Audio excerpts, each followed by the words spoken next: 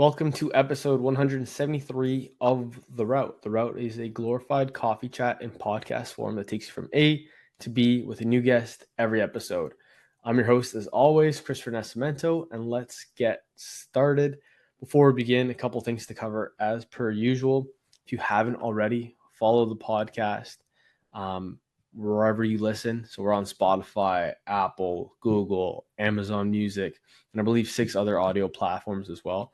So take the time to subscribe to us there, follow, rate 5 stars if you can too. Just allows the podcast to grow a little bit easier. And in addition to that as well, we're also available in video format on YouTube. So that's at the Routecast.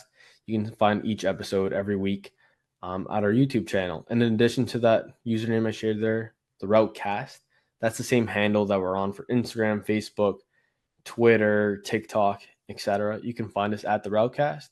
And most importantly, we're on LinkedIn. So for the type of conversations we're having, if you want to grow your network, start your network, or maintain it, check us out at the Routecast. Connects myself, the guests, and other like-minded people, and we can kind of go from there and continue to grow the podcast. So check us out, all platforms, the Routecast, and subscribe where needed.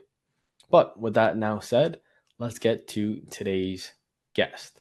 I'd now like to welcome someone who has over 25 years of executive and management consulting experience, and who is now the president and CEO at Invest Ottawa. Sonya Shorey, welcome to the Route. How's it going? Thank you so much, Christopher. Congratulations on the incredible podcast you've built and all of your traction. It's an honor to be with you today. We love entrepreneurial folks. Yes, thank you. And I guess with that, I know the podcast name kind of gives it away, but if you don't mind, maybe take us through your route. So where did it begin and how did we get to where we are today? It's such an exciting story. I love my life, and I feel very privileged to have been surrounded by so many amazing people, mentors, champions, allies who have played a pivotal role through every single step of my route.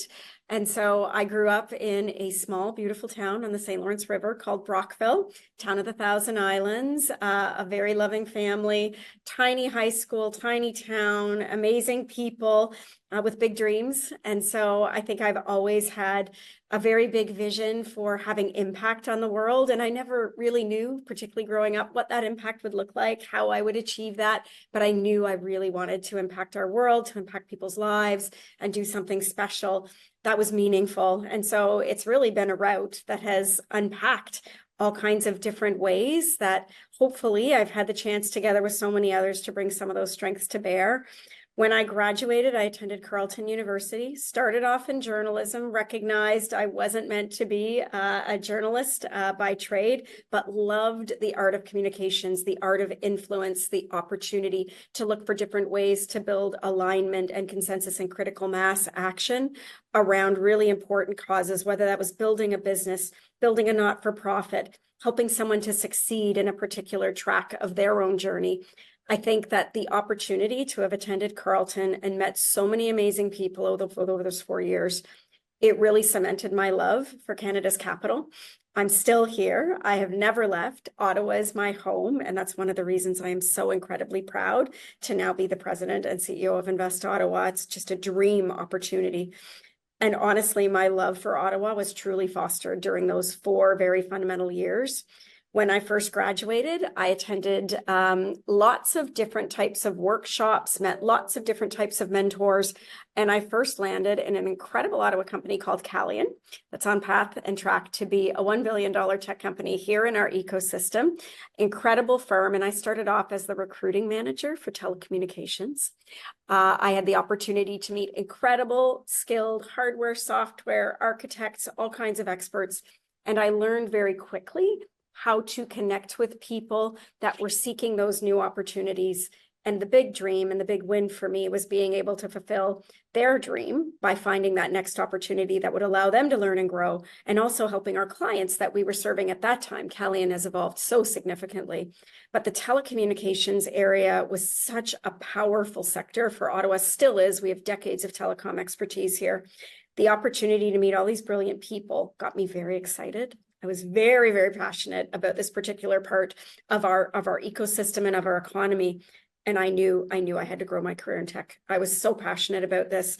And I remember I would drive through the city and I would see all the different Nortel buildings. I was recruiting for these managers. I'm like, I want to work there. That's where I'm going to be. I had the bug and I really wanted to find my way there. And ultimately, Nortel recruited me away from Calian, great company that I still stayed in touch with, lots of the amazing people that, in fact, are still at Calian today, shaping lots of different experiences and impacts. But I joined Nortel, and it was honestly one of the most fundamental and foundational career experiences of my life. The learning that I did in the 3 years that I had there, the people that I have met have been fundamental to my life journey, to my career journey, and to who I am as a human being.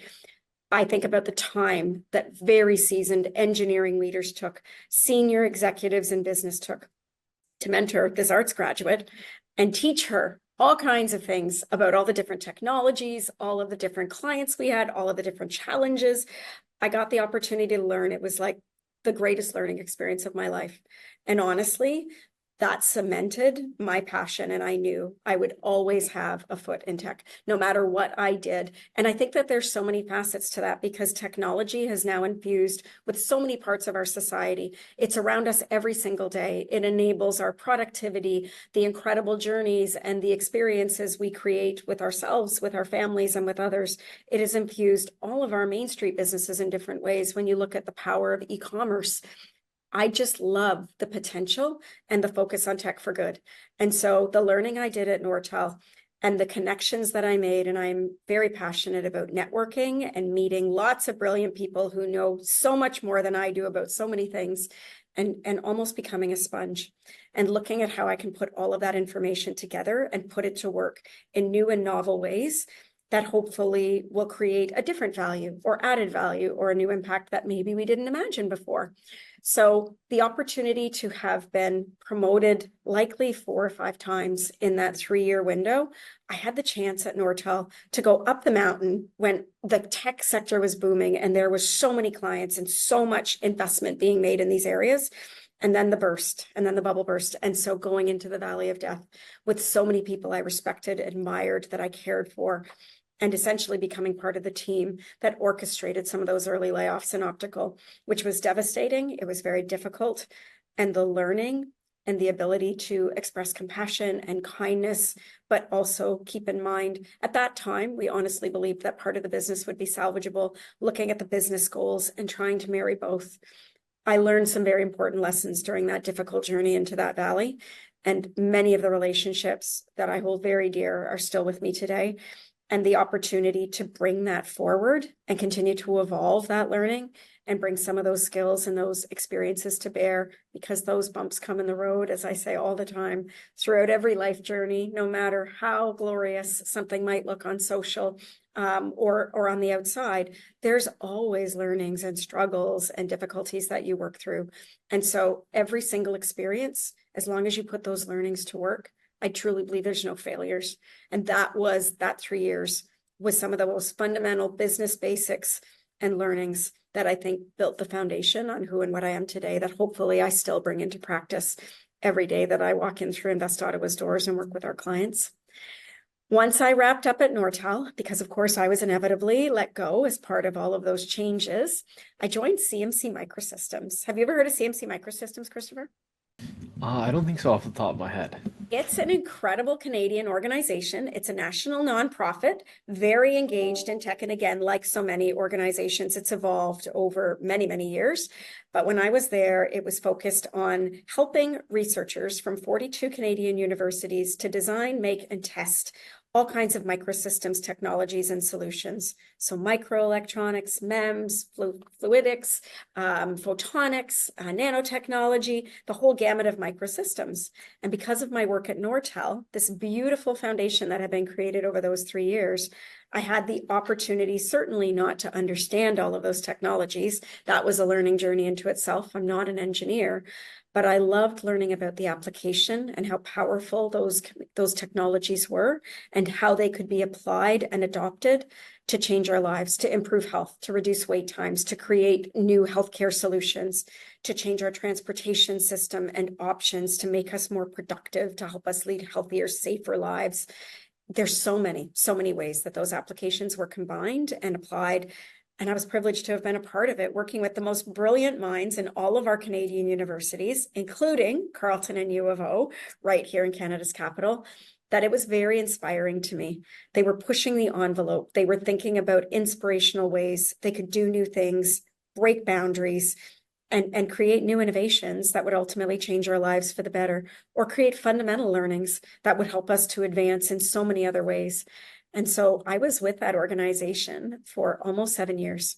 It was a very big labor of love, and again, had the opportunity to work at the director level at a relatively young age and working with leading industry experts, all kinds of companies that were making in-kind contributions of technology to support these amazing Canadian researchers, as well as the researchers themselves. So that, again, built on the incredible experience that I had had at Nortel. I felt like I was able to continue amassing all of these relationships, networks, and opportunities, and connecting dots that wouldn't have otherwise been connected because of my background, the learnings that I had, the networks that I brought with me from Nortel, and combining them with all of these new people, brilliant minds, and opportunities.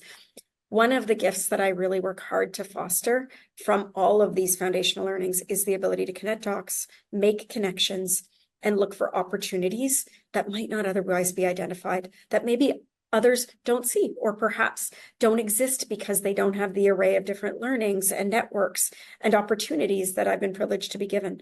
So the more dots that I can connect, ultimately, the more impact I hope to have. So CMC was all about connecting national dots, bringing Canada even more into the center stage of the international research realm in terms of microelectronics, microsystems more broadly. And then as we wrapped up that 7th fiscal year, I really had a passion for entrepreneurship because I had seen so many researchers that were starting to launch startups and building scale-ups from within that environment. And they were working with accelerators and incubators and this host of different organizations here in Canada that are accelerating and propelling faster, safely, the build up, the scale up of all of these companies, helping them to create more jobs, helping them to attract investment. I was fascinated by this. And so I launched my own consulting practice that was very, very focused on specifically science, technology, entrepreneurship, and economic development. And it's amazing. I actually, as an entrepreneur, I'm almost ashamed to say this, I never had a website. I had a LinkedIn profile that I have had and built up over many, many years. And that was ultimately my marketing, my website, because the nature of the work that I was being given was so front-facing, was so public. I was often on stages, helping to create new brands, develop investment strategies, executing them, building strategic plans and operating plans, and then helping to deliver. So a lot of the organizations that I worked with, really right out from Vancouver to St. John's in California, of course, the privilege of working here in Canada's capital, but also other major centers like Montreal, Toronto, Waterloo, Calgary. It was the journey of a lifetime.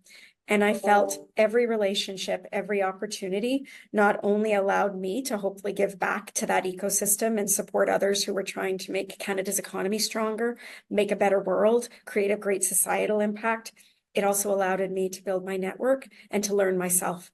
There was learning. My route is an endless learning journey and an opportunity that I think I've been given to help not just simply lead in certain ways. And I think we all lead. You can lead from any single position. I've always said that, but to help others in their leadership journey, which is a real privilege. Because as I look back and I see some of the people I worked with 20 years ago at Nortel, at Calian, or through those early days at CMC, they've done marvelous things. They've changed our world. They've introduced new life science and medical innovations. They've created new ways to transport us from point A to point B, goods, services, people. They've increased the safety of our planet. And they're working on some very, very hard challenges where they're combining lots of different expertise, scientific disciplines, technologies across many sectors and coming up with innovations that Canada can be very, very proud of. And so as long as that was my North Star, that concept of impact, so many ways to look at it, that fueled every single project I undertook as a consultant. Some of my most rich projects, I don't want to say my favorites because honestly, I loved every single client I ever worked with. It was a privilege. I had the chance to work on the Canada-California Strategic Innovation Partnership with all kinds of universities, big tech companies, both levels of government. And that was an amazing experience because we were looking at cross-border challenges that were essentially global challenges in some of those very same areas, whether it was clean energy, improved healthcare, personalized medicine, cures to massive diseases. There were so many big visions, and that was the most motivating part of it all, that to be a part of something where you knew that even though you might be a tiny piece, that you could have an impact on this grand challenge that could be solved by combining the most brilliant minds, all kinds of different technologies, and then having it applied in ways because there was this critical mass of collaborators. Collaboration is powerful. It's hard to do, but when you get it right and you can really listen and lean in and harness all the different skills and assets and put them together in novel ways that no one has before, that's immensely impactful. And so this was 4 years, just one of the many contracts that I had the privilege of working on that were collaborative, where we did exactly that. And so some of those innovations have really delivered amazing, amazing results. And so that was Canadian universities, companies. With California, it was the UC system. But honestly, so many different accelerators, incubators, innovation hubs, economic development agencies. I consulted for many, many years. And as part of my consulting, I had the privilege of meeting many different leaders at Invest Ottawa and at the city. And I got a call that was a request to explore an opportunity to build a little thing called Bayview Yards, which is where I'm sitting today. And it was a vision of many brilliant people and leaders, our former mayor, all kinds of industry champions that had come together and said, we need an innovation hub. We need somewhere that can be the crossroads for bringing together all of the current entrepreneurs, the up-and-comers, the rising stars, our post-secondaries, investors that will harness all of that power and bring it together in one place that will create that momentum and all the opportunity you can under one roof with assets, technologies, capabilities, programs, services. I was very excited. I thought, oh my goodness, this is the chance to be involved in something so groundbreaking here in Ottawa that would have this long-term multi-generational impact. I was all in, and I started working with the City of Ottawa with the inaugural board of directors of Bayview Yards. When I first walked through this building that I'm sitting in today, it was dilapidated. It was covered in all kinds of graffiti and broken windows and glass. And I just looked and I thought, how in the world are we going to transform this very broken building into something amazing and beautiful and impactful, where it will have decades of life and opportunity to really reshape and help to drive our economy in ways that we hadn't had an opportunity for. And like everything, when individuals are broken and coming back from something traumatic or challenging, this building did the most miraculous transformation together with all of that commitment, those champions, the investment from all three levels of government, from private sector partners. But it's not the building that's so powerful, Christopher. It's what happens inside of it. It's all the collaboration, all of the brilliance, all of the inspiration, the technology and business development, and the generational impacts of inspiring those coming up behind. That happens in this building together with our partners like Hub 350 and the core of the downtown and our post-secondaries all coming together, where we're physically in this building or not. This is one of the many places where we can bring all those people and that opportunity together and then help bring it out to the community. So Bayview opened in late 2016. I was here for it, and I'm so privileged to have been on the ground level with those amazing leaders. And when we opened those doors, I knew in my heart there was something that was going to be very special, very impactful about Bayview, and that it would be a part of my life forever. And I truly believe it will be. It might take many different forms as we go forward. But from my role at Bayview emerged an incredible opportunity to join Invest Ottawa. And I started as director of the Americas. So I had the chance to go out and pitch the city I love to all kinds of potential companies and investors that wanted to expand, land and expand and do something great and build up R&D and business here in the capital. We always looked for those companies that would be passionate about investing in our ecosystem, filling in gaps, creating new jobs, bringing that horsepower and really critical investment that would help to create all kinds of spin-off effects for our whole economy, bringing more from the tourism sector, bringing more from all of the Main Street business perspective, driving more business through every part of our community. I loved it. I got the chance to go to California and Boston and Minneapolis and so many other places. and pitch. And that allowed me to really understand the strengths, the unique attributes, the value proposition of Ottawa in a much, much deeper way, because I was having dialogues about it every single day, meeting companies that were here in Ottawa that were passionate about their investment. And then I got to go and really help to bring others in. And my biggest win at the time, together with all of the efforts from the entire global expansion team, it had been years in the making, we landed the Amazon Echo Alexa team. And they took root in Canada North Tech Park. And unfortunately, of course, the pandemic changed many things in our business landscape. So they did move that team back to Seattle. But certainly for the time that they were here, an incredible opportunity, high profile, big investment, and a lot of that talent has stayed here and continues today. I then evolved my career path and my route with Invest Ottawa into the Vice President of Strategy, Marketing, and Communications. So part of my consulting practice, what I was really excited about always, was helping worthy and worthwhile organizations, largely not-for-profits, to identify the right type of funding that would help them to achieve their objectives and achieve impact, and then building the strategy and pursuing that funding and getting that win. I love that.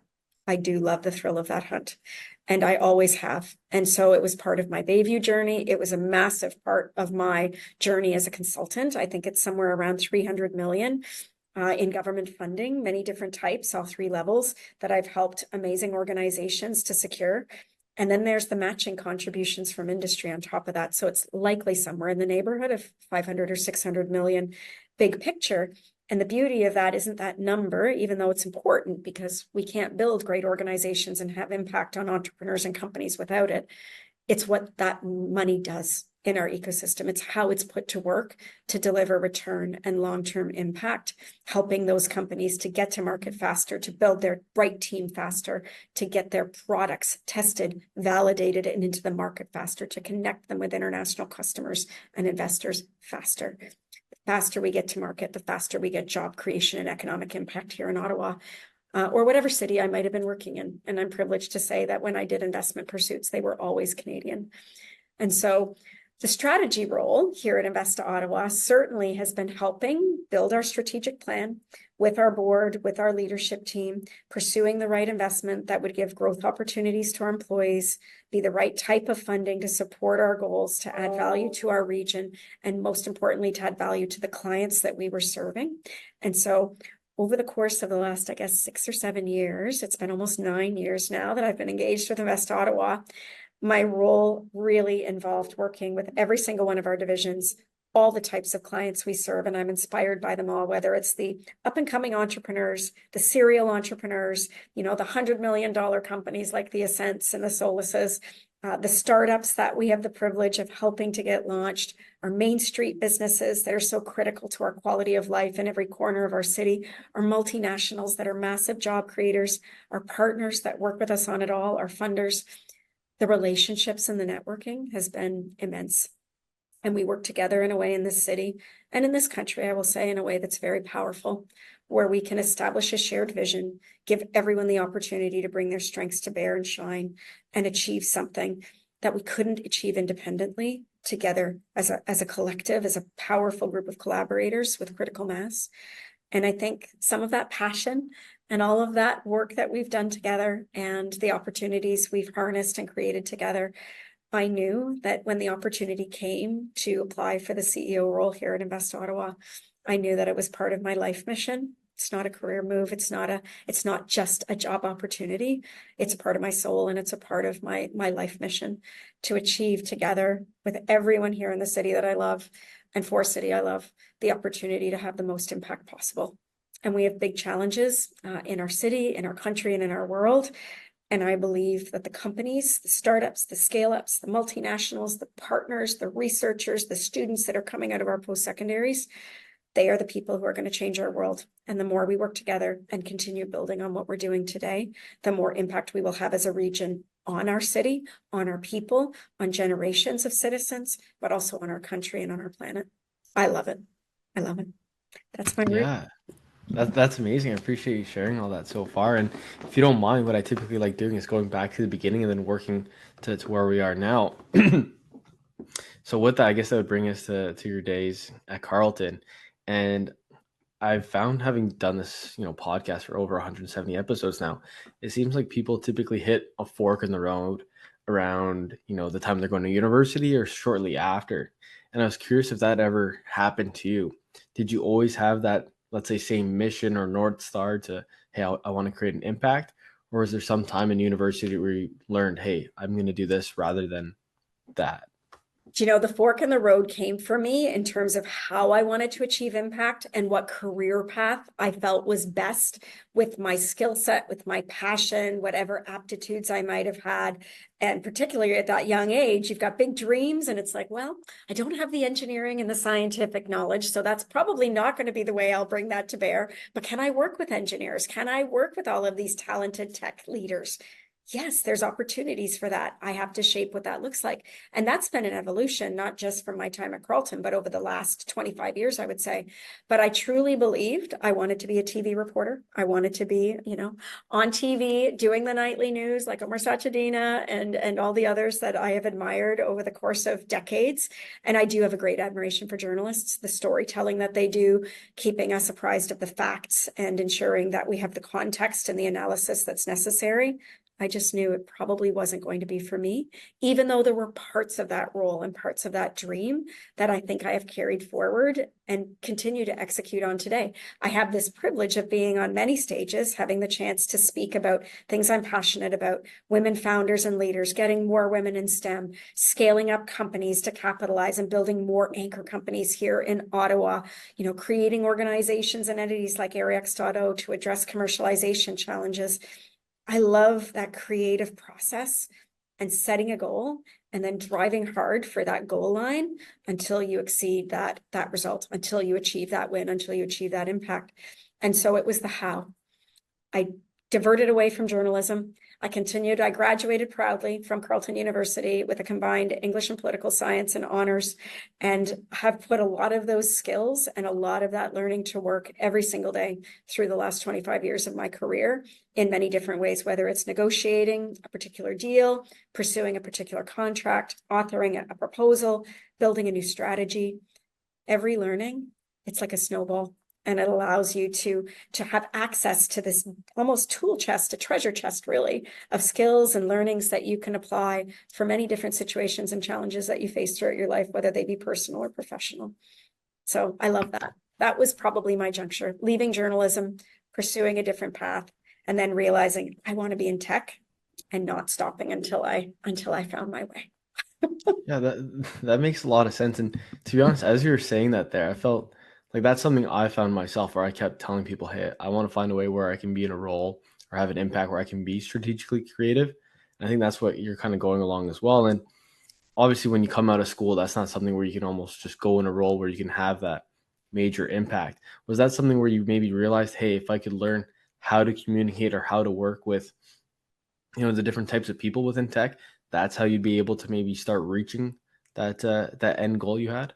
Definitely. I think meeting many different types of people, not being afraid, and certainly coming from Brockville and being immersed in large cities, large circles, big groups, very professional groups, where I was 23, working with, in particular, a lot of very seasoned men and women who had been in practice or in their field for 30 or 40 years. And there I am, a tadpole, feeling like I'm at just the beginning of my journey. I know nothing, and yet I'm sitting at this table. How do I add value? How do I communicate correctly, concisely, impactfully? It was a big learning journey, and I experimented a lot with different approaches, with different types of words and language and strategies and ideas.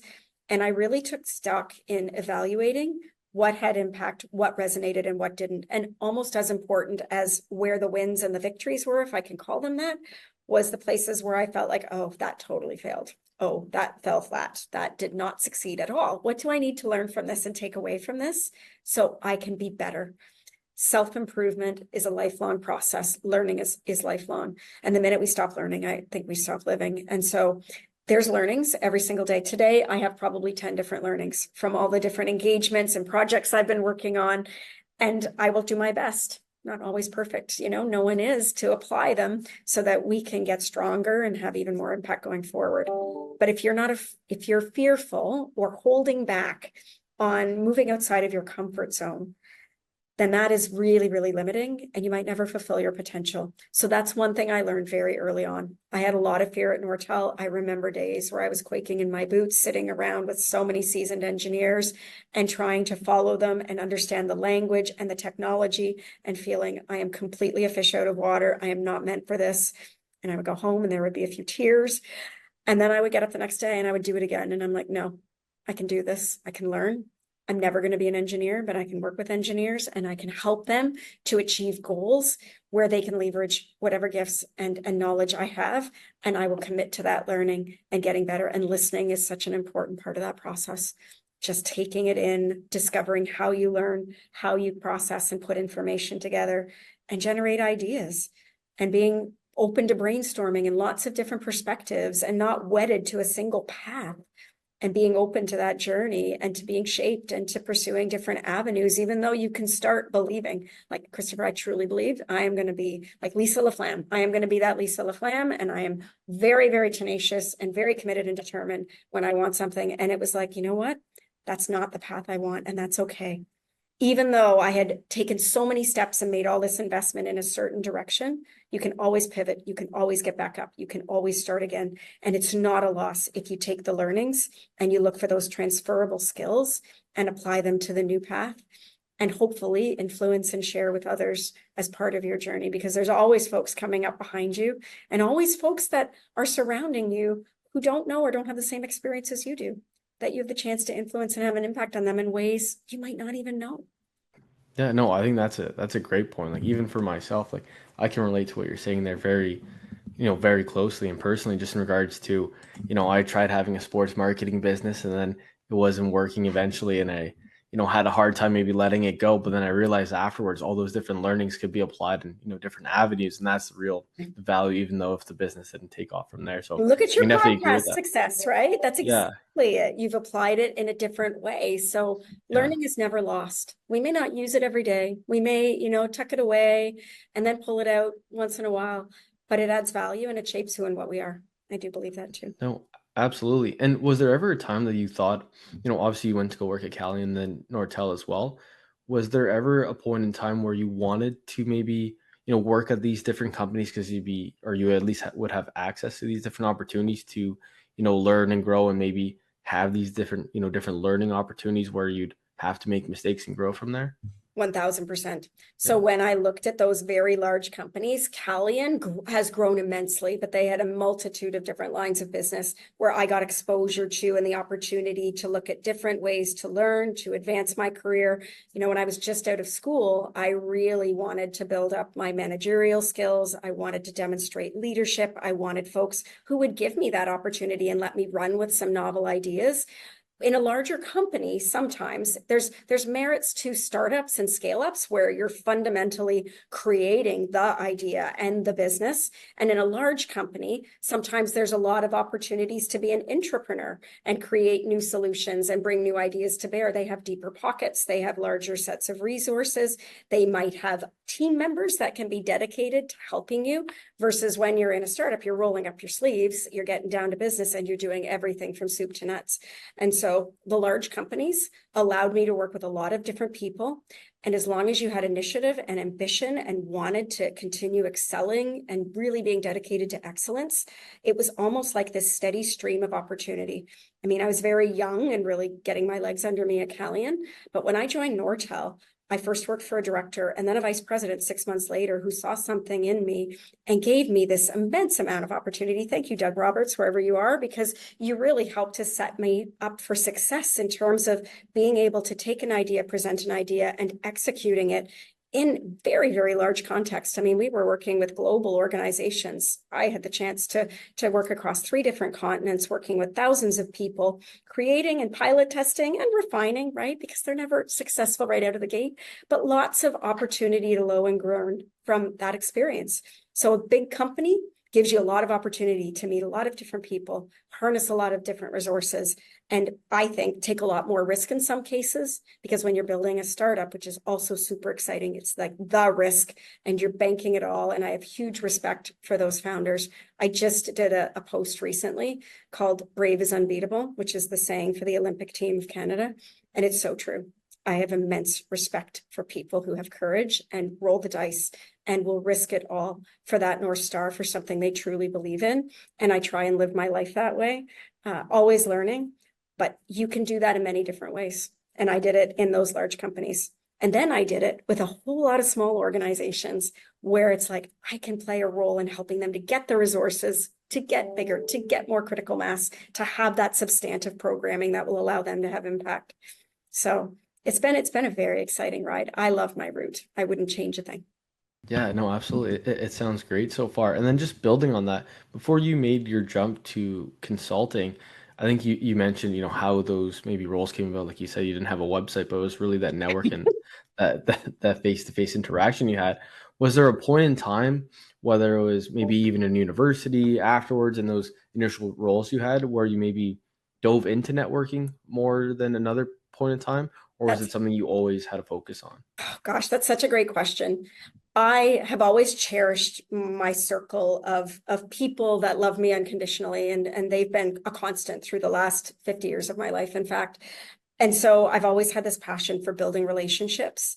And so whether it's through mentorship, through learning, or just friendships, or finding, kindred spirits in all the different places that I've worked, I think that grew over time.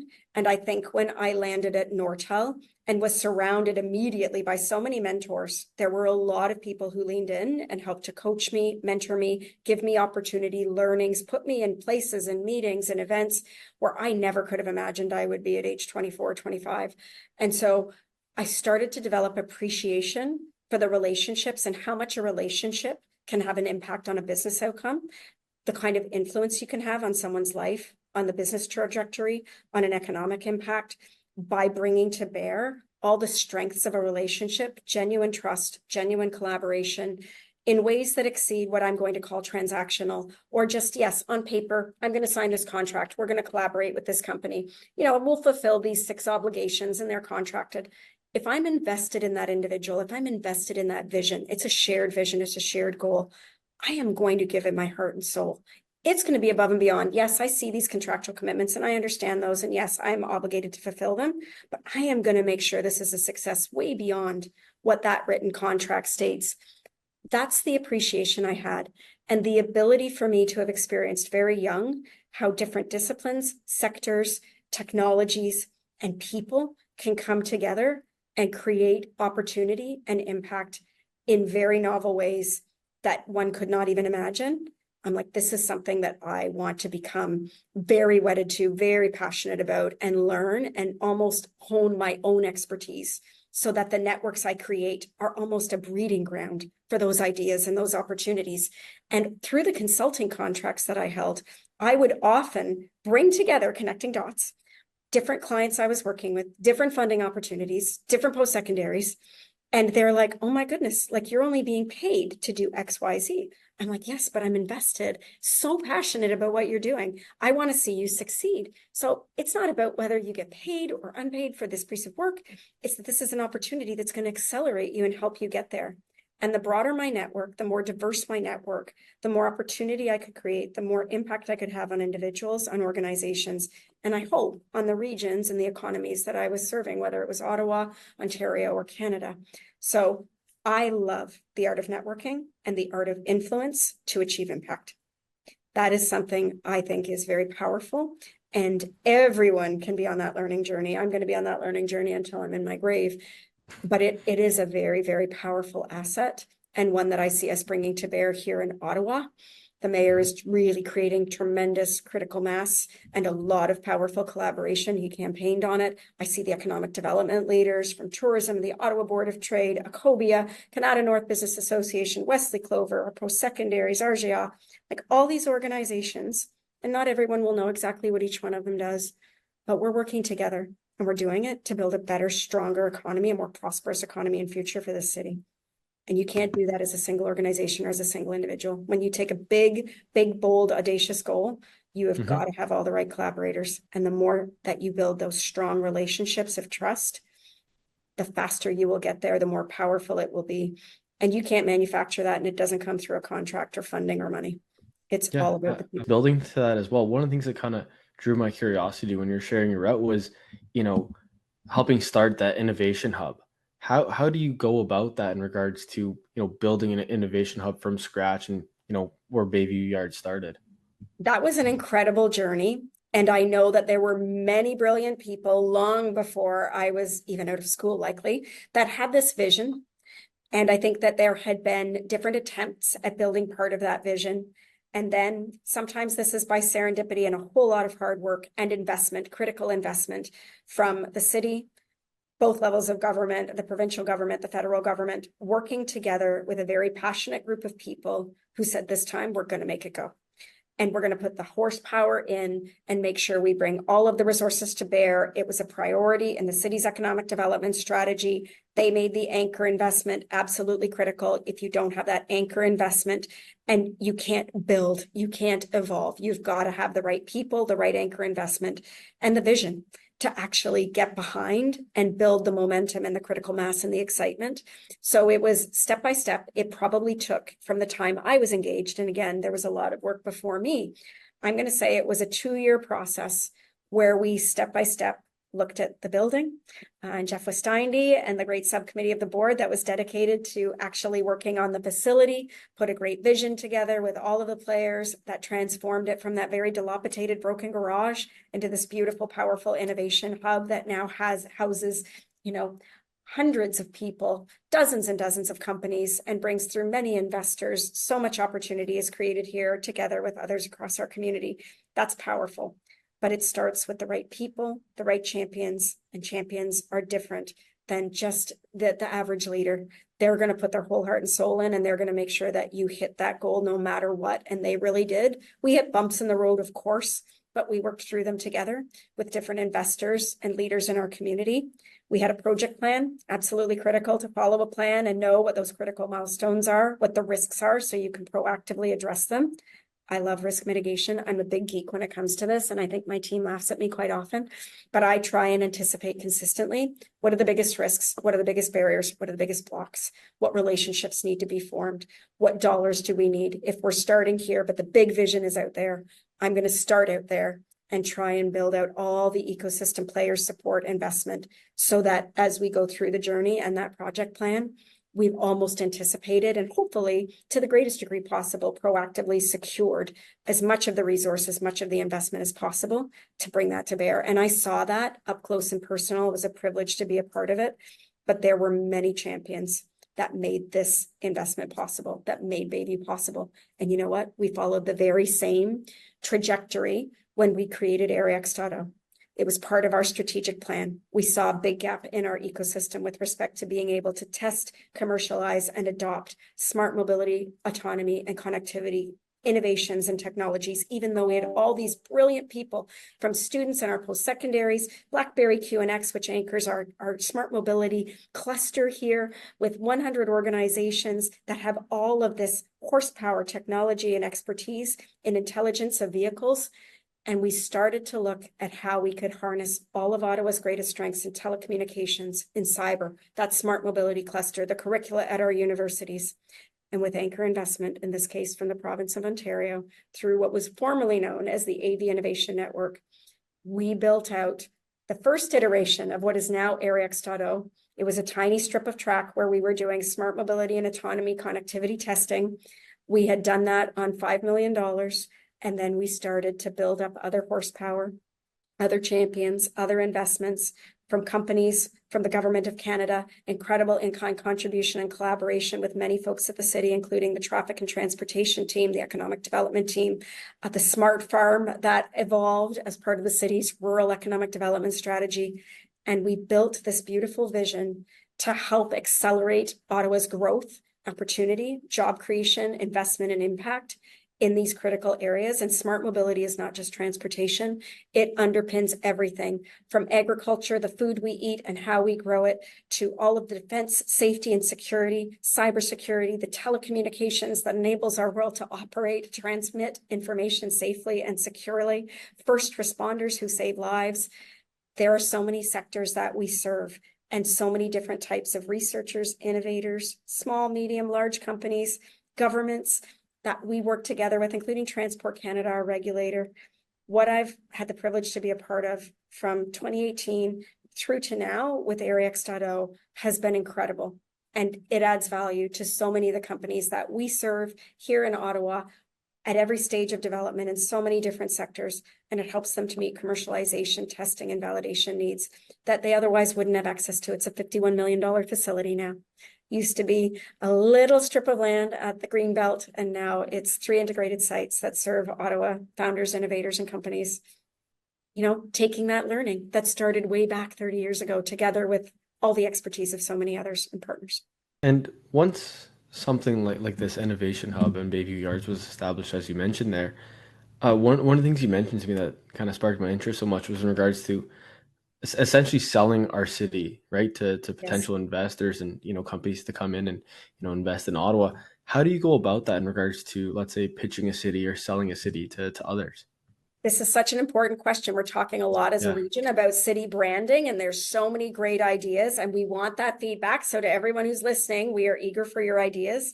When I started with the global expansion team, that team had developed so many amazing assets, so much data. So when you pitch specifically to a company that's looking to expand, they'll often have specific goals, specific types of talent, specific markets, ecosystem needs. They're looking to create or tap into or expand a unique opportunity that's pivotal to their business and their strategy. So there were certain types of companies that we met with quite frequently in the information communication technology area, smart mobility. You know, what is unique about Ottawa that we can bring to bear to help them to address their business goal? And that's really what it came down to when I was pitching specifically to an individual company. The research you do in advance, knowing about all the strengths of Ottawa, and I could talk to you ad nauseum about all the strengths of Ottawa, including the fact we have the top tech talent concentration in all of North America. Yes, ahead of Silicon Valley at 13.3%.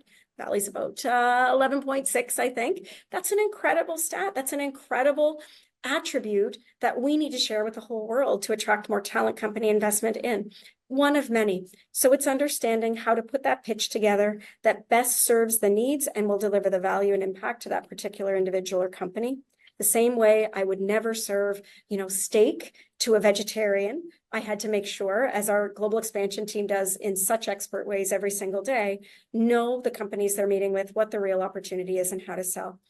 As a region, we're working hard to create the magic and bring all of our stories to life so that our region is known as one of the greatest, if not the greatest, global tech and business hub on this planet, with incredible talent, with a mix of companies from startups to scale-ups to multinationals to our main streets that create a quality of life that is second to none, with a richness of talent that is safe and secure and abundant with opportunity for everyone to fulfill their dreams. So the more we can put all those strengths and unique assets and attributes to bear, what other cities and other countries don't have, to drive more business and impact and talent into the capital, that'll be a journey that we are committed to for as long as we are in operation. And we do that together with all those partners I referenced earlier. Yeah, that's very cool. I didn't even know some of those stats, and I might Oh, have I've got tons of them, to bring that out in I'll send you a conversations whole going forward. package. Yeah, no, I love it. I'm a big lover of Ottawa, so I always like to include those when I can. Um, and then the last question I have before wrapping up the whole podcast, I was just curious. Let's say someone just tunes into the episode now. This is what they're listening to, and they say, "Oh, hey, Chris is speaking to Sonya Shorey, with Invest Ottawa, President and CEO."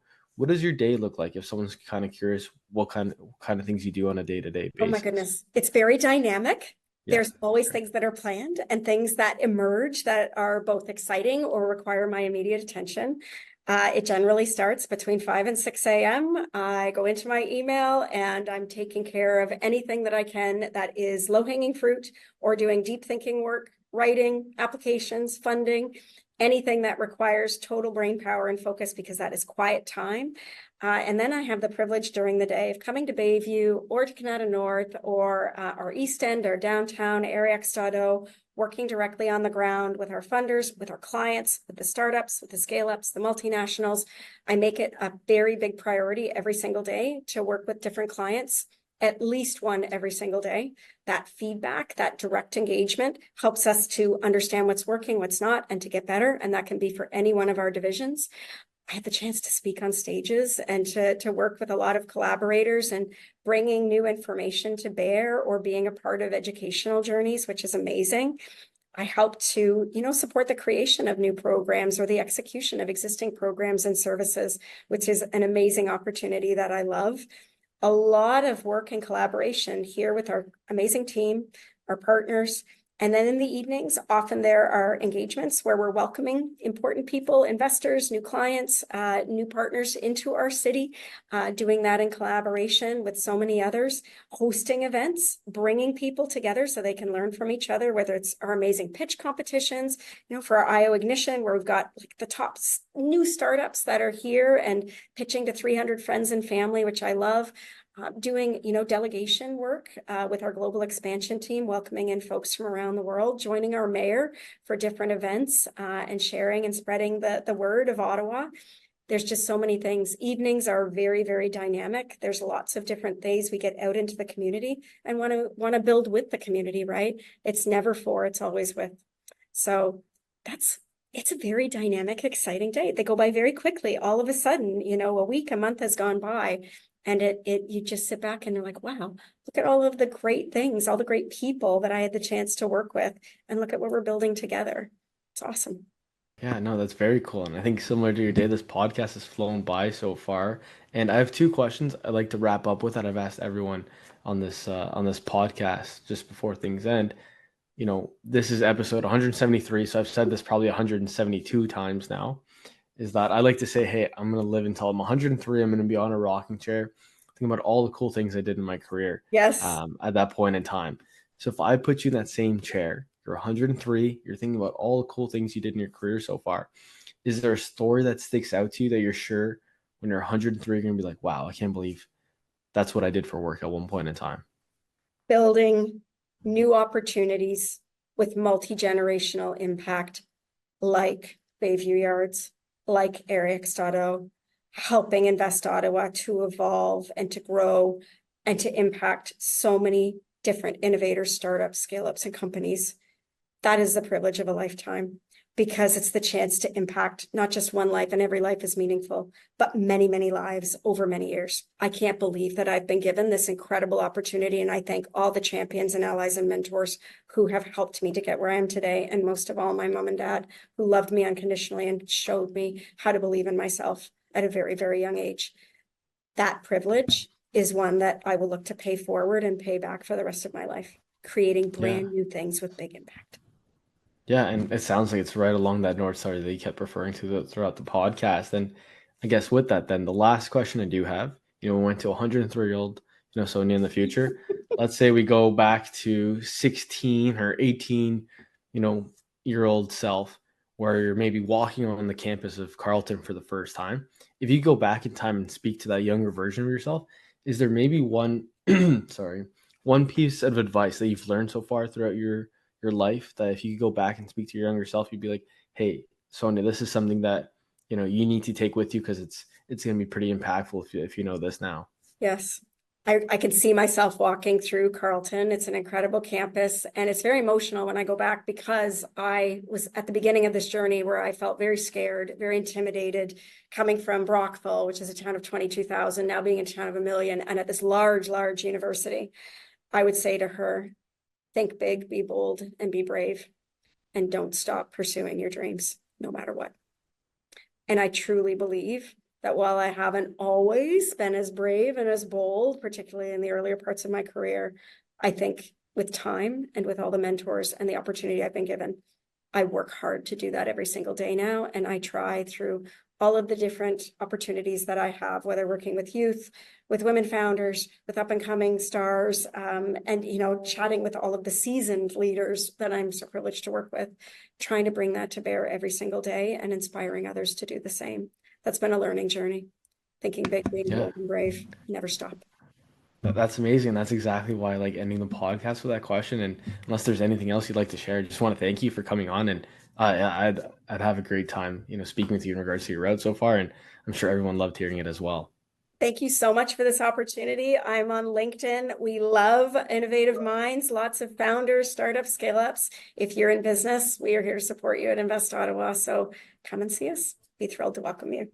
Thank you for this opportunity, Christopher. Yeah, absolutely. Well, that's it for episode 173. See everyone next episode.